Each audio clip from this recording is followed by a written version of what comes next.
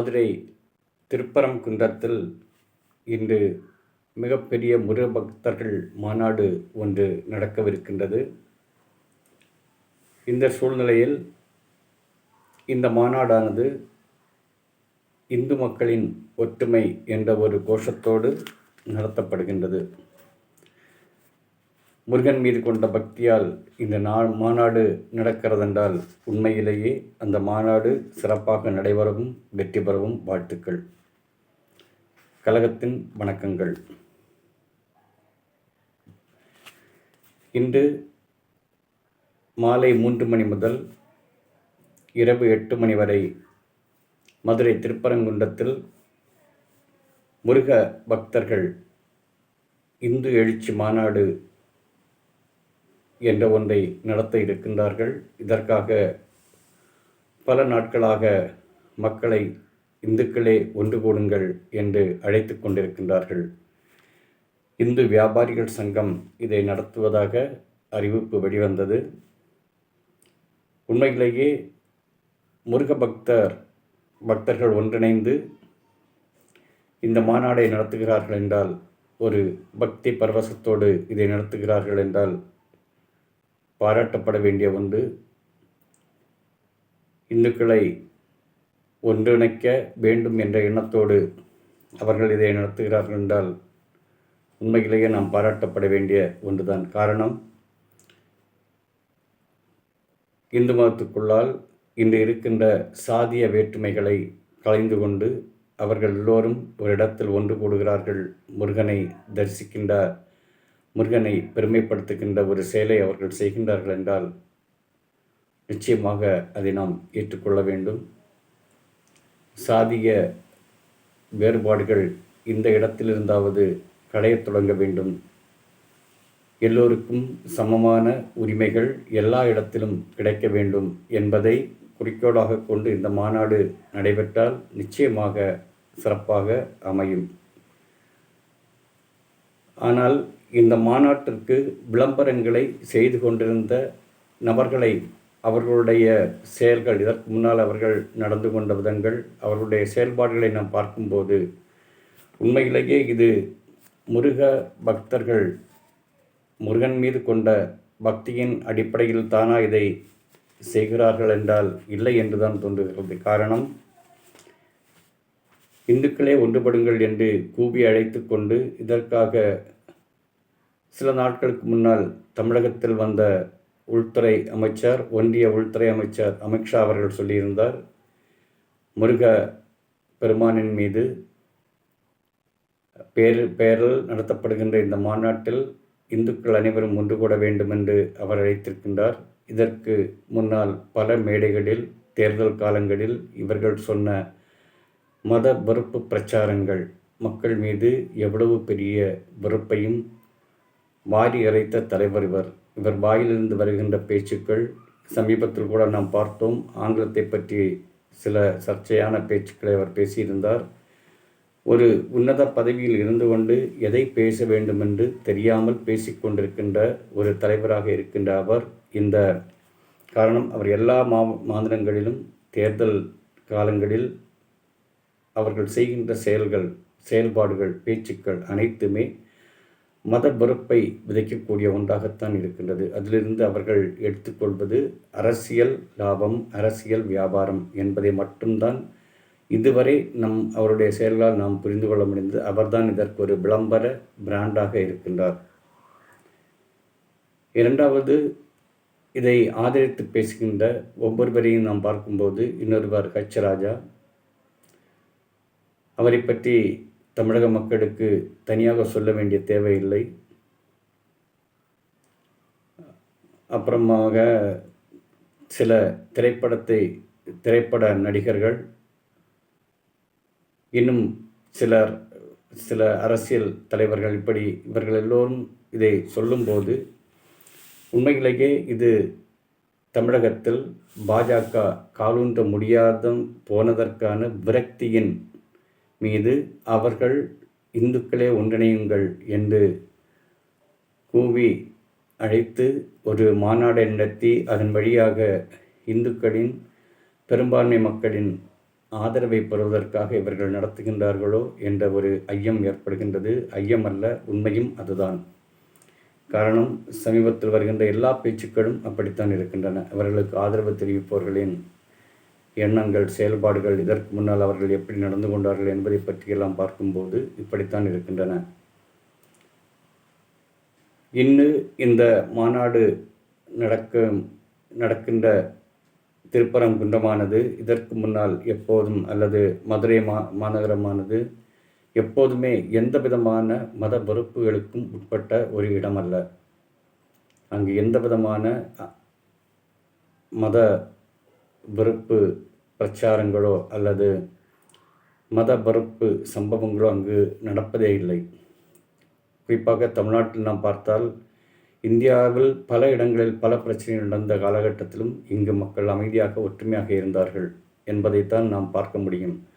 ஆனால் சமீப காலமாக அரசியல் இங்கு புகுந்து, இந்த அரசியல் எப்படியாவது 2026ஆம் ஆண்டு ஆட்சியை பிடிக்க வேண்டும் என்பதற்காக பாஜக மிகப்பெரிய ஒரு திட்டத்தோடு இறங்கி இருக்கின்றது. அந்த திட்டத்தின் முதல் படியாக தான் இந்த முருகப்பெருமானின் மாநாடு என்று இவர்கள் ஒரு கதையை சொல்லி அதை மக்களை கூட்டி அவர்களை ஏமாற்றுகிறார்கள் என்பதுதான் உண்மை.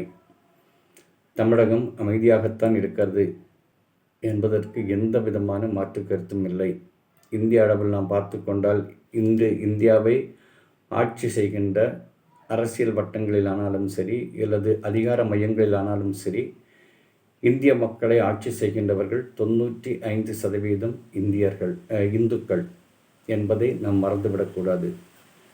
இந்தியாவில் மட்டுமல்ல, ஒவ்வொரு மாநிலங்களிலும், இந்தியாவில் இருக்கின்ற ஒவ்வொரு மாநிலங்களிலும் அந்த மாநிலங்களை ஆள்கின்ற அரசியல் தலைவர்களானாலும் சரி, அதிகார வர்க்கத்தில் இருப்பவர்களானாலும் சரி, மற்ற வேலை வாய்ப்புகளிலானாலும் சரி, எல்லாவற்றிலும் நாம் பார்க்கும்போது 95%த்திற்கும் அதிகமானவர்கள் இந்துக்களாகத்தான் இருக்கின்றார்கள். ஆனால் இவர்கள் யாரிடமிருந்து இந்துக்களை பாதுகாக்க வேண்டும் என்று கோரிக்கை வைக்கிறார்கள் என்று தான் புரியவில்லை. இந்துக்களே ஒற்றுமையாக வாருங்கள், ஒற்றுமையாக வாருங்கள் ஏனென்றே புரியவில்லை. காரணம், இந்துக்கள் பிரிந்து கிடக்கிறார்கள். எங்கு பிரிந்து கிடக்கிறார்கள், ஏன் பிரிந்து கிடக்கிறார்கள் என்பதற்கான காரணங்களையும் இவர்கள் சொல்வதில்லை. இந்துக்கள் எப்படி பிரிக்கப்பட்டிருக்கின்றார்கள், அவர்கள் ஏன் பிரிந்து கிடக்கிறார்கள், இந்துக்களுக்குள்ளால் அவர்கள் பிரிந்து கிடக்கிறார்களா, இல்லை அவர்களை பிரித்து வைத்து இங்கு வேறு வேற்று மதத்தினர் ஏதாவது அரசியல் செய்கிறார்களா, எந்த விதத்திற்கான எந்த கேள்விகளுக்குமான விடைகள் இவர்களிடம் இல்லை. இந்துக்களே ஒன்றிணையுங்கள், இந்துக்களே ஒன்றிணையுங்கள் எப்போதும் கூச்சல் போட்டுக்கொண்டே இருக்கிறார்கள். இந்தியா முழுவதும் சமீப காலங்களில் கேட்கின்ற ஒரு கூச்சல், இந்துக்கள் அழிக்கப்படுகின்றார்கள், இந்துக்களை கொடுங்கள், ஒன்றிணையுங்கள். புரியவில்லை, யாரிடமிருந்து இந்துக்களை இவர்கள் பாதுகாக்க நினைக்கின்றார்கள், இந்து கடவுள்களை பாதுகாக்க இவர்கள் யாரிடமிருந்து பாதுகாக்க வேண்டும் என்று நினைக்கிறேன், ஒன்றுமே புரியவில்லை. எத்தனையோ வருடங்களாக இந்த நாட்டில் நடந்து கொண்டிருக்கின்ற பல செயல்கள், பல செயல்பாடுகளை இவர்கள் புதிதாக புதிய கதைகளை உருவாக்கி மக்கள் மீது மத வெறுப்பை உருவாக்கி பெரும்பான்மை சமூகத்தை இந்த மத வெறுப்பின் காரணத்தினால் மட்டும் ஒன்றிணைக்க தங்களுடைய அரசியல் லாபத்திற்காக, அரசியல் வியாபாரத்திற்காக இந்து கடவுள்களை இவர்கள் பயன்படுத்துகிறார்கள் என்பதுதான் உண்மை.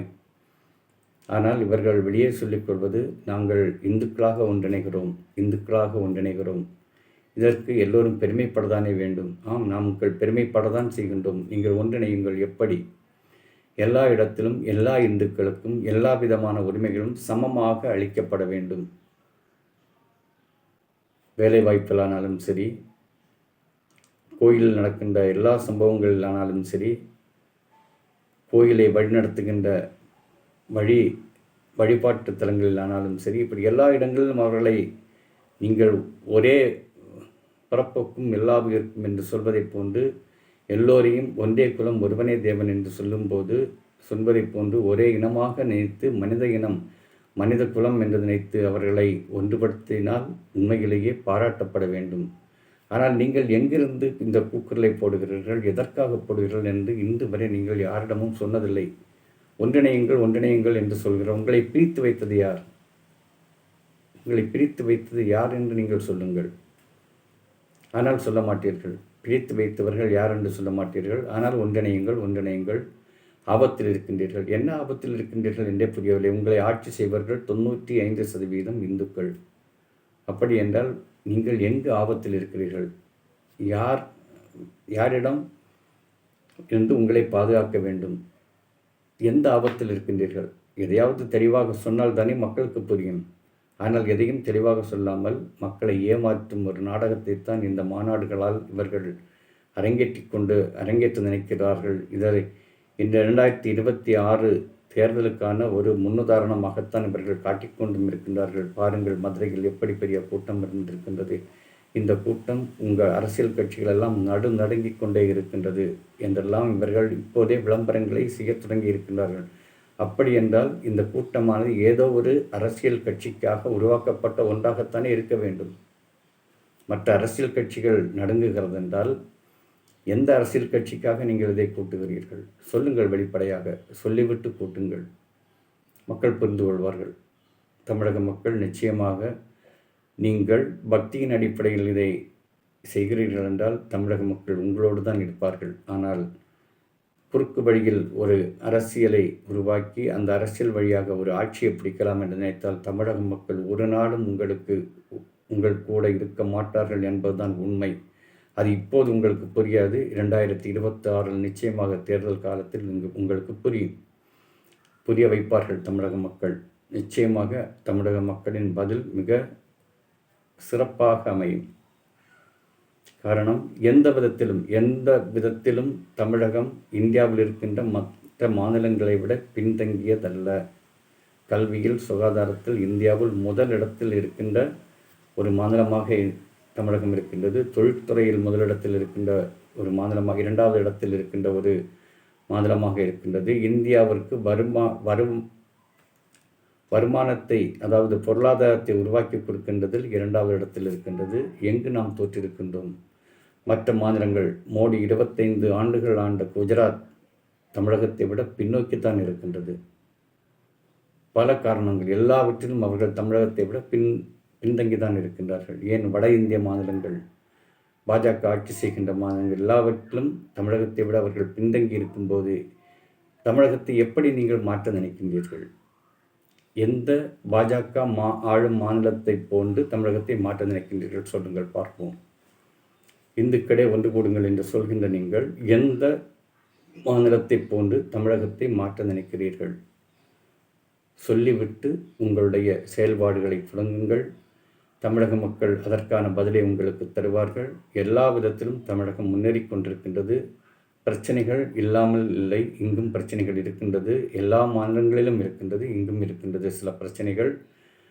அந்த பிரச்சனைகளை விட மக்கள் வாழ்க்கை எந்த விதத்தில் நாம் முன்னேறி இருக்கின்றது, எப்படி முன்னேற்றப்பட்டிருக்கின்றார்கள், அதற்கான காரணங்கள் என்ன, கல்விக்காக கொடுக்கின்ற முக்கியத்துவம் என்ன, சுகாதாரத்திற்காக கொடுக்கின்ற முக்கியத்துவம் என்ன, எல்லாவற்றையும் தமிழக மக்கள் புரிந்து நிச்சயமாக இந்த நாட்களை கடந்து செல்வார்கள் என்பதுதான் உண்மை. இவர்கள் தமிழகத்தில் மதத்தின் பெயரால் பெரிய ஒரு பிரச்சனையை உருவாக்கி, கலவரத்தை உருவாக்கி, தங்களுடைய அரசியல் அதிகாரங்களை எளிதாக பெற்றுவிடலாம் என்று நினைக்கின்றார்கள். நிச்சயமாக தமிழக மக்கள் அதற்கு அடிமையாக மாட்டார்கள். உங்களுடைய மாநாடு நடக்கட்டும், வெற்றியாக அமையட்டும். பக்தர்கள் என்ற முறையில், பக்தியின் அடிப்படையில் நீங்கள் ஒன்றிணைகிறீர்கள். சாதிகளை மறந்து நீங்கள் ஒன்றிணைகிறீர்கள் என்றால் இந்த ஒரு தேர்தலுக்காக மட்டுமல்ல, இந்த ஒரு மாநாடுக்காக மட்டுமல்ல, எல்லா இடங்களிலும், எல்லா இடத்திலும் நீங்கள் சரிசமமாக உங்களுக்கு நீதி கிடைக்கிறது என்றால் நிச்சயமாக இந்த மாநாடை நாங்கள் ஏற்றுக்கொள்கின்றோம், பாராட்டுகின்றோம். இல்லை, இந்த மாநாடு வழியாக ஒரு அரசியல் லாபத்தை நீங்கள் தேடலாம் என்றால் நிச்சயமாக தமிழக மக்கள் உங்களோடு இருக்க மாட்டார்கள். கற்றுத் தெரிந்தவர்கள் நிச்சயமாக கற்க கசடர கற்பவை கற்றவன் நிற்க அதற்கு தக என்ற குறளைத்தான் முதலில் படிக்கின்றார்கள். அந்த குறள் வழியாக அதற்கான பதிலை உங்களுக்கு அவர்கள் சொல்வார்கள். காத்திருப்போம்.